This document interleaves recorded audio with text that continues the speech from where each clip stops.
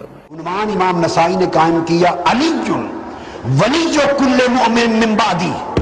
حضور نے فرمایا میرے بعد علی ہر مومن کا ولی ہوگا. یہ امام نسائی کا باب نمبر 28 ہے. حضور کی یہ حدیث لائے ہیں حضرت عمران بن حسین سے روایت.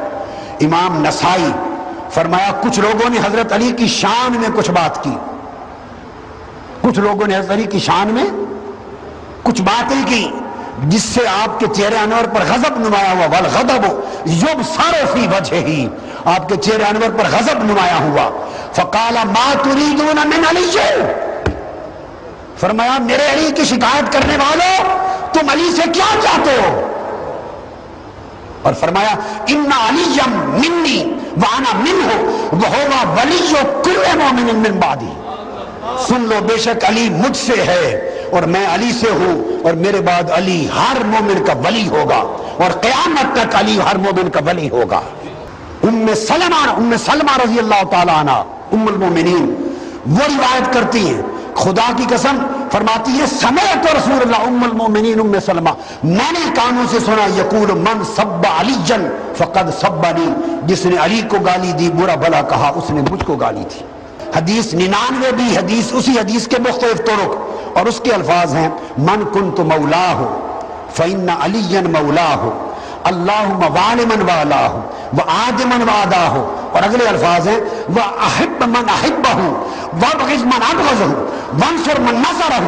اے اللہ جو علی سے محبت کرے تو اس سے محبت کر, جو علی سے بغض رکھے اس سے بغض رکھ, جو علی کی مدد کرے تو اس کی مدد کر, جو علی کا دوست بنے تو اس کا دوست بن.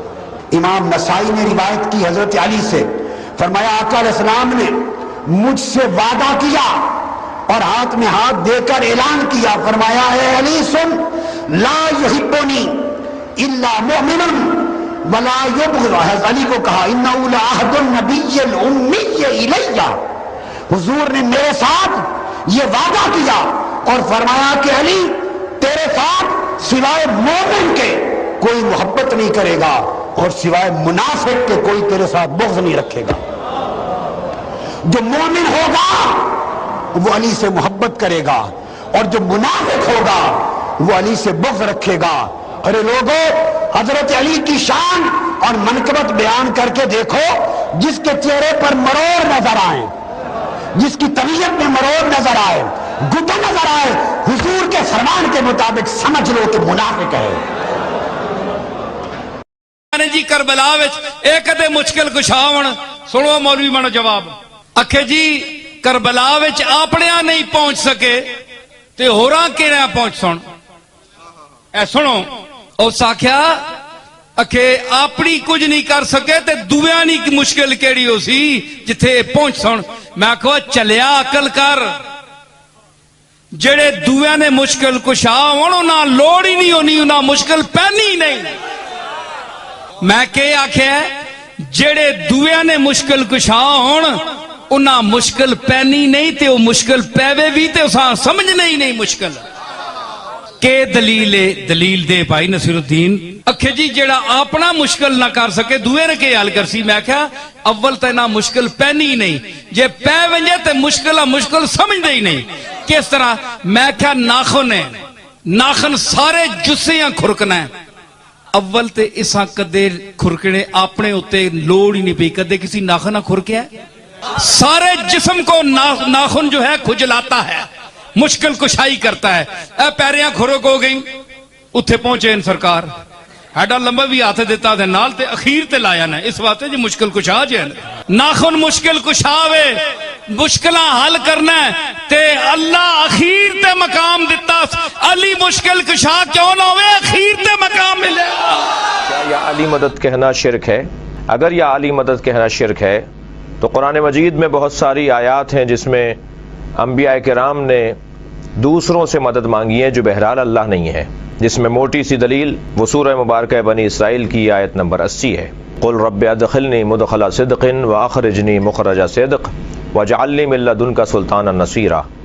مجھ سے کہو اے میرے رب مجھے ہر کام میں سچائی کے ساتھ داخلہ عطا فرما اور سچائی کے ساتھ خارجہ عطا فرما, اور مجھے اپنی جانب سے ایک مضبوط مددگار عطا فرما. نصیر مانگا ہے پیغمبر نے, نصرت نہیں مانگی ہے پیغمبر نے۔ ہمارا سوال یہ ہے کہ یا تو آپ نام بتا دیجئے کہ وہ نصیر کون ہے، وہ مددگار کون ہے، یا نام ہم بتا دیتے ہیں کہ وہ علی بن ابی طالب کی ذات ہے، جنہوں نے پیغمبر اکرم کو اعلان نبوت کے موقع سے لے کر اور آپ کی رحلت تک آپ کی مدد کا، آپ کی نصرت کا، آپ کے ساتھ دینے کا بھرپور مظاہرہ کیا۔ مثلا اگر میں آپ سے کہوں فلاں میری مشکل کو آسان کریں اور میرے لیے یہ مسئلہ حل کر دیں، اور آپ جواب یہ دیں کہ اللہ سے مانگیے، اللہ سے مدد مانگیے، اور میں یہ کہوں کہ میں اللہ ہی سے مدد مانگ رہا ہوں اس لیے کہ اللہ نے آپ کو دیا ہے، ہم آپ کے پاس اس لیے آئے ہیں کہ اللہ نے آپ کو یہ صلاحیت عطا کی ہے، تو یہ اللہ ہی سے مدد مانگنا ہے۔ یا علی مدد در حقیقت ایک ولی خدا سے مدد ہے۔ جب آقا علیہ الصلوۃ والسلام عمرۃ القضاء کے لیے گئے حدیبیہ کے اگلے سال، جب فتح مکہ ہو گیا تو فتح مکہ کے بعد اگلے سال جب عمرۃ القضاء کے لیے گئے، وہ جو عمرہ رہ گیا تھا صلح حدیبیہ کی وجہ سے، اور آقا علیہ السلام نے احرام کھلوا دی اور قربانیاں کر دی تھی، اس عمرے کی قضاء کے لیے جب تشریف لے گئے تو اس موقع پر ایک واقعہ پیش آیا، اور اس واقعہ میں 3 صحابہ حضرت جعفر اور حضرت زید ابن ثابت اور حضرت علی شیر خدا کرم اللہ وجہ الکریم، ان کے مابین ایک مسئلے پر ایک ڈسپیوٹ تھا۔ آقا علیہ السلام کی بارگاہ میں تینوں پیش ہوئے، تو جب تینوں پیش ہوئے تو آقا علیہ السلام نے فیصلہ فرمایا۔ چھوٹی صاحبزادی تھی ایک، اور حضرت علی ان کی کفالت چاہتے تھے کہ میرے پاس آ جائے، حضرت جعفر بن ابی طالب ان کی کفالت چاہتے تھے کہ میرے پاس آ جائے، اور حضرت زید چاہتے تھے کہ میرے پاس آ جائے۔ آقا علیہ السلام آرام فرما تھے، ان کی گفتگو کی آواز سے آپ کی چشمان مقدس کھل گئیں، بلایا، کیس پیش ہوا، آقا علیہ السلام نے سماعت کی، اور سماعت کرنے کے بعد حضور صلی اللہ علیہ وآلہ وسلم نے ان سے پوچھا اپنے دلائل پیش کرو، تو انہوں نے اپنے دلائل پیش کیے، حضرت علی نے، حضرت زید نے، حضرت جعفر نے۔ تو آپ نے حضرت علی نے عرض کیا انا اخذتها وهي بنت امی، یہ میں لیتا ہوں، یہ بیٹی میں پالوں گا، چونکہ یہ میرے چچا کی بیٹی ہے، یہ میرے چچا کی بیٹی ہے، اس کو میں پالوں گا۔ حضور علیہ الصلوۃ والسلام نے حضرت جعفر سے پوچھا، انہوں نے جواب دیا کہ ابنت امی و خالتها تحتی، حضرت علی کی تو صرف چچا کی بیٹی ہے، مگر میرے چچا کی بیٹی بھی ہے، اور اس کی خالہ میری زوجہ ہے۔ 2 رشتے ہیں حضرت جعفر بن ابی طالب نے، کہ یہ میرے چچا کی بیٹی بھی ہے، ایک تو رشتہ وہی ہے جو علی کا ہے، وہی رشتہ میرا ہے، علی ابن ابی طالب اور جعفر بن ابی طالب۔ دوسرا، میری جو زوجہ ہے بیوی، وہ اس کی خالہ بھی ہے، تو میں زیادہ حقدار ہوں کہ چچا کی بیٹی ہی صرف نہیں بلکہ اس کی خالہ اس کو پالے گی۔ آقا علیہ الصلوۃ والسلام نے پوچھا زید سے، تو آپ کی دلیل کیا؟ انہوں نے کہا قال زید ابنۃ اخی، یہ میرے بھائی کی بیٹی ہے، یہ میرے بھائی کی بیٹی ہے، بھتیجی ہے۔ تو آقا علیہ الصلوۃ والسلام نے یہ فیصلہ، جو ساری بات سنی، تو یہ فیصلہ حضرت جعفر کے حق میں کر دیا، اور فرمایا الخالۃ بمنزلۃ الام،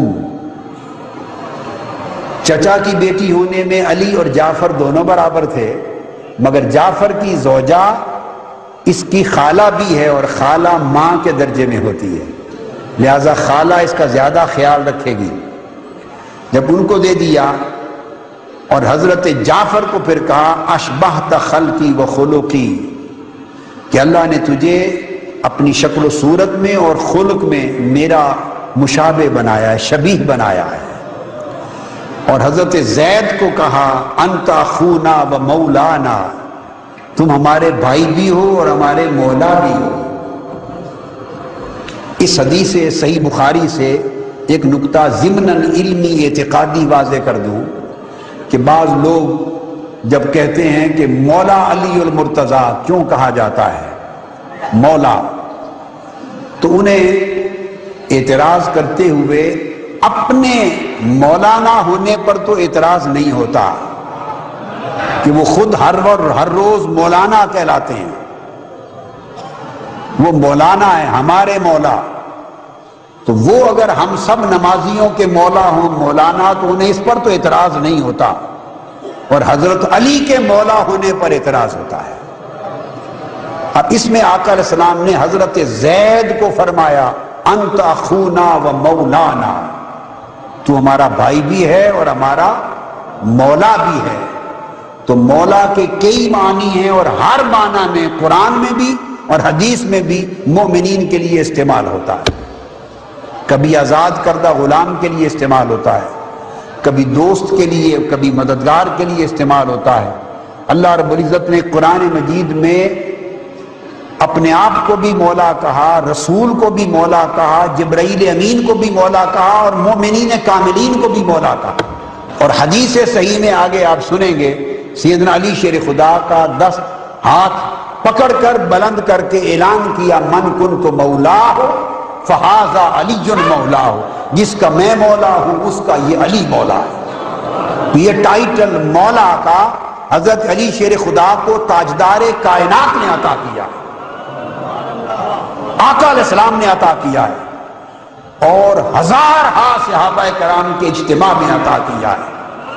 غدیر خم کے مقام پر حجت الوداع سے پلٹتے ہوئے یہ ٹائٹل عطا کیا ہے۔